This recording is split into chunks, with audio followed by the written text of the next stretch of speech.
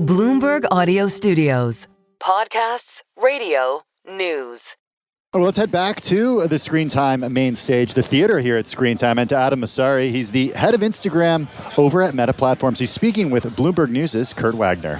Mr. Beast, everyone in this audience already knows who that is. I don't need to explain who Mr. Beast is. He posted actually on Threads, this was his Threads post, which is also your platform, that it's scary times for creators because of these Gen AI tools that are coming out. What do you think? Should creators be scared? Is this scary times? I think things are changing really quickly, and I think that means that a lot of us, whether you're using a platform like Jimmy is, or you're building a platform like we do on our team, are having to think about how we need to evolve how we do what we do. The jobs are changing, and so I don't think that technology from the creator side is going to replace creativity. I think it's going to change who can be creative. I think it's going to change how people tell their stories. But at the end of the day, I think that people have creators and creatives, they have their taste, they have their processes, they have their judgments, they have their cultural commentary. And they're going to use those in different ways than before, because to produce a video isn't going to require what Jimmy has historically done with Mr. Beast and these huge sets and these amazing, elaborate production teams. It's going to be something that anybody can do with access to the right model. Right. So on the one hand, it will make certain things easier. It will lower the bar for what it takes to, produce maybe something that feels highly produced. Does this create more creators? Does this create a upper crust of creators, because there's now so many more people who can do this? I think it'll mean that today's creators, if they lean into the tools, or the ones who do, will be able to create more or even better content. But I think it also means that there are going to be people who couldn't be creators before who can now actually produce content of a certain quality or at a certain scale. But it also means they're going to be bad actors who try to leverage these technologies for nefarious purposes as well. So it's going to be, well, if you take a big step back, what the internet did, among other things, was allow almost anyone to become a publisher by reducing the cost of distributing content to essentially zero. And what some of these generative AI models look like they're going to do is they're going to reduce the cost of producing content to basically zero. So that will be a multiplier effect on the things that we're already seeing, which is that there's more people producing more content and reaching more people. And there's a lot of good and bad that comes downstream from that. Yeah. So as someone who creates an algorithm intended to show people things that they want to see, do you anticipate, I don't know if you can break down what the average person is seeing right now in terms of stuff that's AI generated versus, maybe more traditional human generated, but what's that going to look like in a year or in 5 years? Are we going to be seeing a feed just full of AI stuff, or is there a human element that's going to be important here? Well, today on the big platforms like Instagram and TikTok and Facebook and YouTube, I think there's actually a lot of hybrid content. And too often we talk about synthetic content and organic content and never the two shall meet. But there's a lot of content where AI is part of the workflow, right? Like you might not even know it. It might be whatever app you're using to do color correction, might be using models to do so. Stamp tool on Photoshop in the old days to get rid of a pimple, those types of things. But that line is going to be more and more blurred. So it's going to be a little bit less like what is organic content and what is AI synthetic content and what the percentages are. I think there's going to be actually more in the middle than pure synthetic content for a while. But you will also see experiences that are purely AI, right? You see this in the last 2 weeks with Vibes in the Meta AI app and with Sora 2 from OpenAI. So I think you're going to see both. You mentioned there's a lot of potential for bad actors out there. We talked a few weeks ago, actually. Instagram announced 3 billion users, and we had a conversation then. And one of the things you said was, you rely, especially with AI, on a lot of self-reporting. People have to sort of let their audience know, I used AI for this. A lot of people don't do that. I'm curious what responsibility you think Instagram and Meta have versus how much of it is on the content creator themselves. Like, do you need to be identifying that something is AI and alerting the audience to it? Or is it all on the creator? I think that we can do more to identify content that was created with AI. We actually, when we first did it, we were using the EXIF data, and a bunch of people got mad at us because Photoshop was exporting content and the AI was part of the flow, and then we were saying it was AI content, but the creator was like, this isn't AI content. But if you actually looked at how the flow was made, Photoshop like they thought Photoshop was AI, or they had used some tool in Photoshop that triggered that. Okay. I think it was Photoshop, or maybe it was Premiere. I forget which app.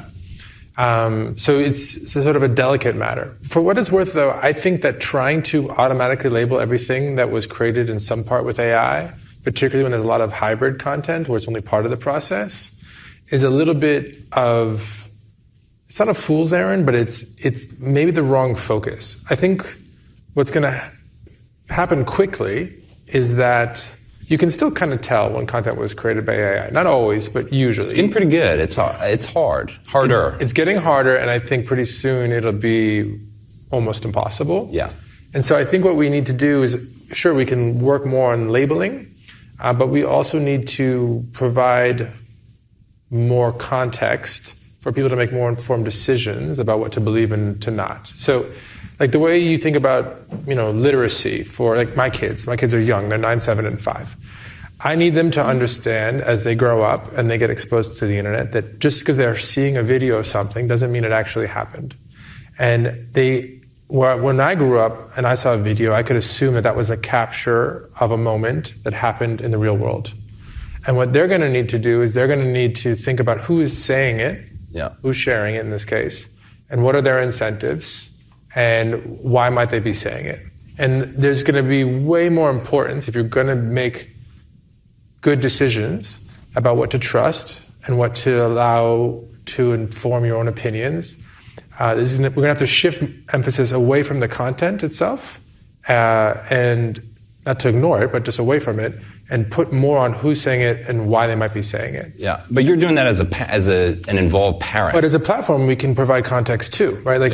And we do today, but we can do more. Like today, if you go to my profile, you can go to about this profile. You can see how long I've had this profile, what country I'm based in, how many times I've changed my username, a series of signals that you can use to decide how much you want to trust or not trust, or maybe it's not even about positive and negative. Maybe it's just about my political bias or my financial bias or any other kind of bias I might have. It feels like it's evolving, obviously. The Instagram app is evolving as well. That was a big part of our last conversation. I think people still think of, I shouldn't say, I certainly still, part of me thinks of Instagram as this feed of beautiful curated photos and videos. Like that is maybe, it's certainly an older way of thinking about it. You're leaning very hard into this sort of newer version of Instagram, which is DMs, stories, reels. Walk us through a little bit about where your priorities are with Instagram right now. Like, is the traditional feed a thing of the past at this point? It's certainly changing. All the growth in Instagram over the last 5 years or more has really come from DMs and reels and recommendations and stories. But we started as a feed of hypersaturated photos, glossy landscapes. You guys can all sort of picture the aesthetic. And that's just not how people use Instagram anymore. Our biggest risk is that the world evolves, we don't keep up, and we just become irrelevant. If we hadn't built DMs and stories and reels, you wouldn't be interviewing me on stage today. We wouldn't be relevant enough to show up at Screentime. But moving it forward is also tricky. People get frustrated when they have an experience that they use for, call it half an hour a day, and then someone comes and changes it without asking them. So it's a balance, but we have to, because if we didn't, we would be in trouble. I mean, probably shouldn't do this because nobody can see the audience on camera, but how many of you use Instagram? It's okay if you don't. Raise your hand. Really high so I can see. Cool. How many of you, keep your hand up, have messaged someone in the last 2 days? Great. How many of you have posted a story in the last couple of days? All right, so maybe about half from it was like 80%. How many of you posted something to feed in the last 2 days? For those watching, the number of hands is very minimal. We have 7. We went from almost everybody to 7, yeah. That's how Instagram is used. We connect with friends, we explore our interests, but we do so by seeing a reel and sending it to someone who we think might enjoy it, or responding to a story, or sharing a fleeting moment, or posting a note, actually, if you're younger than I am. It's posting to your feed is just not the primary way people express themselves. Yeah, and that's evidenced by some of the stuff you're doing. So I want to get into this sort of test you're doing with Reels. You launch an iPad app, which people have been clamoring for a long time. The iPad app opens directly into Reels, so it doesn't open into the traditional feed. You're now kicked into this short-form video experience. You're testing that in India as well. Yeah. Is this the future? Like a year from now, are we all going to open up Instagram and instead of seeing that feed, are we just going to be kicked into what maybe feels like TikTok? So so the test in India right now is an opt-in, and it opens. You have stories at the top still, but if you scroll down, it scrolls into Reels. But if you look at the Reels tab and the main feed tab, there are two primary differences. One is full screen media at a time, so you see one photo or video at a time. And that is the Reels tab, whereas feed is free scrolling. And then Reels has more videos and more recommendations, and feed has less. But they both have recommendations. They both have photos. They both have carousels, and they both have videos. It's just a balance. And so it's really a design difference and then a ranking difference. I think just swapping them doesn't really make sense. But I think that if a more immersive media is really driving all our growth, if we can figure out a way to transition the app to that being the experience that you swipe into, then that would probably be a good thing if we can make it happen. The question is, can we make it happen responsibly without, pissing everybody off, without really hurting the business, because the monetization efficiency of video is lower. By finding the right balance, it's probably not ranked exactly as one is or the other is today. But that is definitely something I want to explore. Yeah. I mean, from the outside, it's hard not to look at that and think, TikTok. TikTok is driving this change for you. How much do you think about TikTok it's obviously a major competitor, but I'm wondering how much something like this is driven maybe by what you're seeing from competition? I'm curious about this data. What is this data? Adults 18 to 34 average audience by hour. I don't know what that means. Cool. Definitely think about TikTok. Definitely think about YouTube. Definitely think about Snapchat. The immersive viewer predates TikTok, right? I think Kakao Stories pioneered the Stories format, which was an immersive viewer in Korea. It was popularized by Snapchat worldwide, so they should get a lot of credit for that. TikTok was applying that immersive viewer, that native first experience to short-form video, and they should get a lot of credit for that. And now, obviously, you've got YouTube Shorts, Instagram Reels, Facebook Reels, and the rest of it. We think a lot about TikTok because they are really good at what they do. They are better than, I think, the rest of the industry at this point at a couple things, at breaking new talent, Isn't like identifying up-and-coming creators? Is that what you mean? Yeah, so the way it works is when you're ranking content and you want to drive engagement, it's easier to drive engagement by showing content that lots of people like than to try and discover content that you might love that you didn't even know about yet, that might be from a really small name or a small creator. And that's called exploration-based ranking, when you try to literally almost test out things to see if they have legs, if there's an audience for them. They are really good at exploration-based ranking. We're closing that gap, but we're not all the way there yet. YouTube isn't actually great at that. YouTube is the best, I think, in the market at paying out creators through rev share and ads. That's because they're still mostly long form, and long form they've done a really good job with their their pre-rolls and their mid-rolls.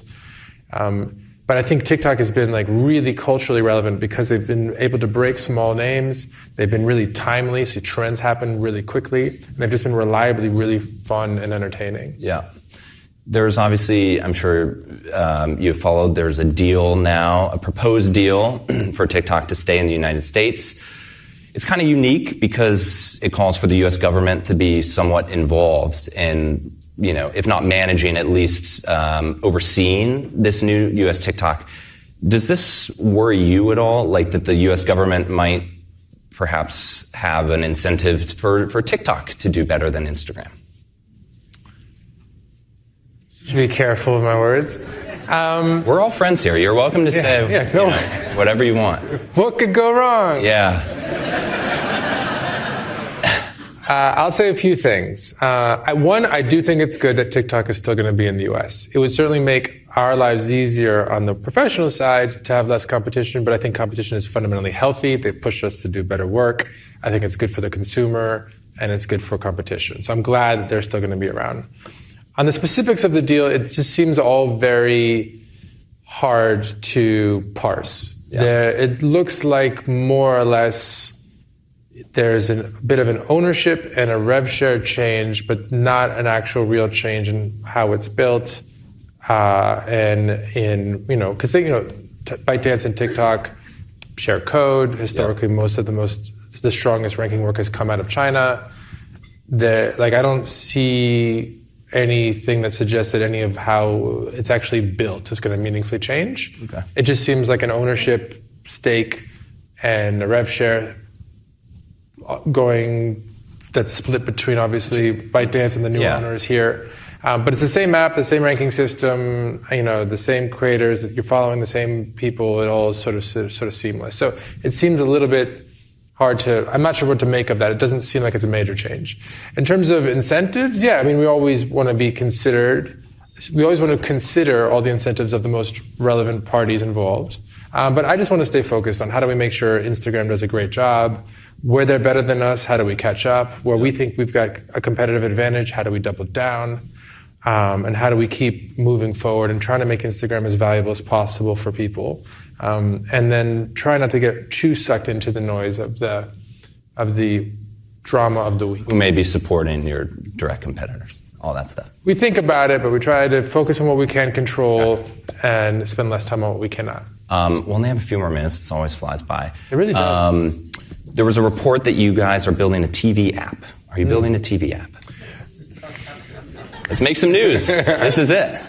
We're exploring TV. TV is an increasingly important surface. It's been very important for YouTube. Neil's talked about that publicly, the CEO there. It's been very important for TikTok.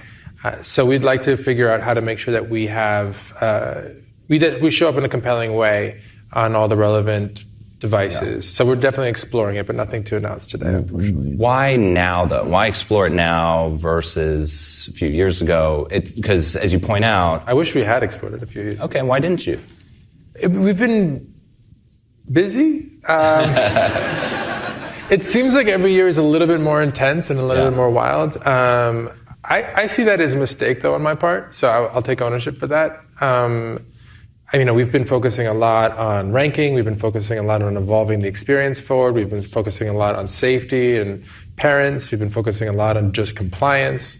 Like I said, the biggest risk that we face is that the world changes too quickly. Not too quickly. It's going to change quickly, and we don't change quickly enough to adapt. And if behavior in the consumption of these platforms is moving to TV, then we need to move to TV too as a form factor. And if we're late, that's on us.